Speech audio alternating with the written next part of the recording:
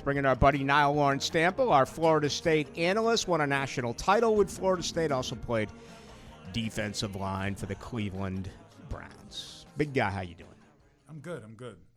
Looking forward to seeing what we got going on this weekend. Yeah, there's a lot of chatter. There's a lot of rumors. There's a lot of nonsense. I don't know where I sit. I've never been a fan of rooting for a team to lose. That has never been the way that I have rolled.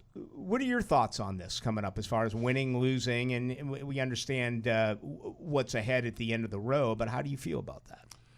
I feel I have mixed emotions. It's obviously I feel like a lot of people do, but I'm looking forward to watching Florida State football. It sucks because it's not going to be the standard that we want, and it's not going to be what it is that we're expecting from our team. But it is Florida State football nonetheless. So I'm looking forward to seeing it. Hopefully our guys respond. Again, I spoke about it on my social media, saying you just never know what you're going to get with Norvell. Sometimes we see good, sometimes we see bad. It's just we'll see when we see it. Yeah, I was actually surprised. The local media asked him about the availability of Thomas Castellanos. He didn't say anything, but I thought the Norvell of old would strip your credential for even asking that question. Yeah, right? Yeah. We'll I'd like to see Kevin Sperry. I'd like to see if this kid has it, he's the future. It's not Tommy Castellanos, but let's be honest here. Norvell probably believes if he has any shot of returning, he's got to win every game. He's going to play Castellanos if he can play. 100%. I genuinely like Tommy Castellanos. I like his skill. I like his play. I like his determination. But again, I would like to see Kevin Sperry. I'd like to see and push that development.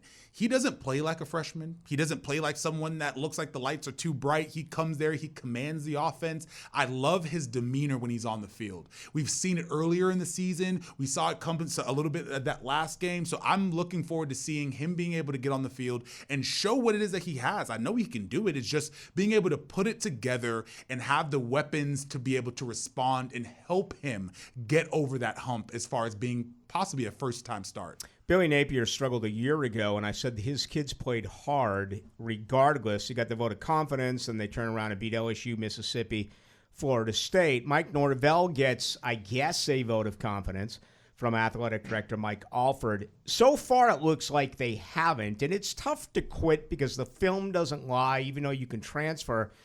But how realistic is that? Guys now taking plays off, knowing that the season is a wash.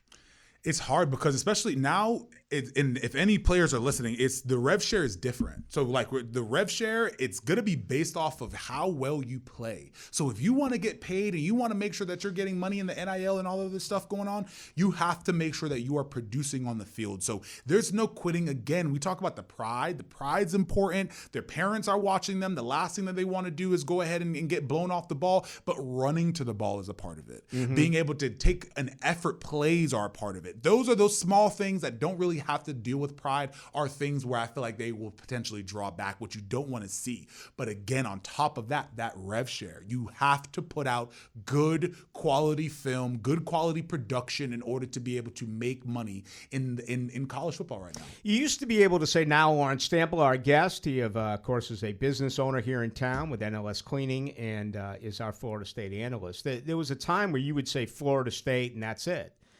This year now, it's Florida, it's LSU, it's Penn State, and then there's other jobs, Va Tech, Oklahoma State. You just go on, Stanford, UCLA.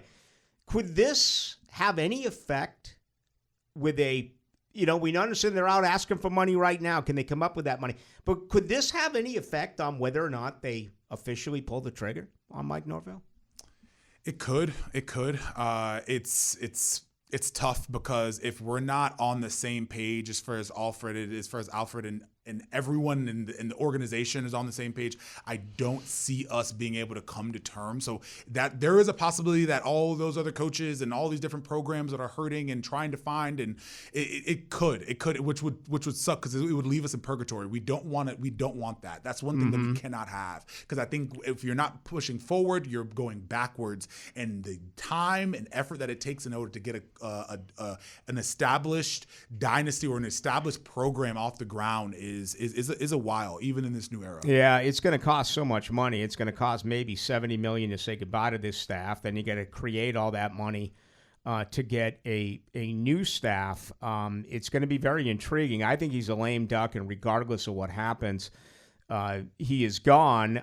Others believe there's still a fighting chance for him to hold on. So, we'll see. I can't imagine what it's going to look like this Saturday with Wake Forest coming in. I mean, maybe the bye will help, or fans who are so upset say, all right, I'm going to go. If it had been a week after, maybe not as many. But what do you expect here with the student body, the boos, everything that, we think is going to happen? I still think there's a lot of positive Nole fans out there that really just want to watch Florida State football. Though the continuity that we keep talking about is not necessarily there with the coaching staff and everything else, I think that there's still enough meat on the bone in order for our fans to go out there and really have a good time, hopefully, for the most part, from the majority of the game. But Wake Forest is a beatable team. They are, and they are doing fairly well. They're 5-2. Their offense is a little bit questionable. Their defense is very good, and that means that they're playing on our strengths as well. So I think that if we could come out and we could have somewhat of a solid showing, that could bring a little bit of air into the stadium, a little bit of air into the fans. So hopefully this bye week has refreshed everybody's mindset. It has hopefully created some opportunities to have guys realize what it is that they actually need to do. Like, this is not just being here anymore. Like, you're not just a person on the roster. You are a player that has to create opportunities for themselves. And I'm hoping some parents and some other things from offseason from this bye week has been able to channel that. Now I'm really down on the administration. I know you and I talked about this before the beginning of the season, but I didn't understand the new stadium. I mean, to me, college football is about a cathedral. It's about your feet sticking to the cement. This isn't the NFL. They spent so much money there. And then the standalone building, I get it. It makes sense recruit-wise. But they got their hands tied now because the money instead should have gone into the football program to get better players.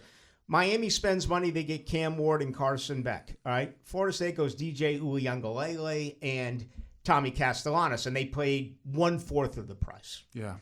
And it's when you put all your eggs in one basket and you bet on Norvell, this is really what it is that we're watching in real time. Because if you sit here and you're like, okay, if Norvell is the coach that we want, Norvell's going to get us where we need to be, even if it's a solid lull and we're not necessarily winning everything, but we're keeping up with the Joneses for the most part, then we can say, okay, let's turn around and actually spend some money in the portal now that we have our facilities, because we are very far behind the rest of the ACC and the rest of college football. So those things needed to get upgraded, especially to be able to compete with recruiting and some of the other things, but it was all on the weight of Norvell's shoulders. Yeah. Everything and every investment that was made was on the weight of Norvell's shoulders, and unfortunately, it was a rough investment.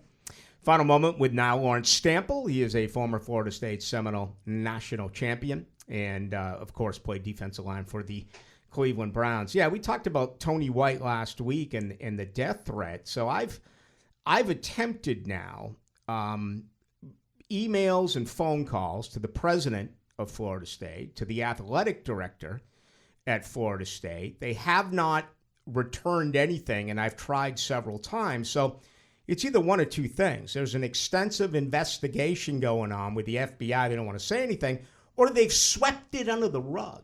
And if it's the latter, that is so Bush by Florida State to have their president and their athletic director just ignore what their defensive coordinator said after receiving death threats. Yeah, you don't want to hear that. You don't want to see that. It's got to be – everything has to be taken seriously. So hopefully that isn't the case, and hopefully they are diving into a deep investigation. But I think that there's a lot of turmoil going on in Tallahassee right now. So it's really hard. It would be really hard to tell. I did want to touch on something. I think the biggest part of what we have to see the back end of this season is going to be development.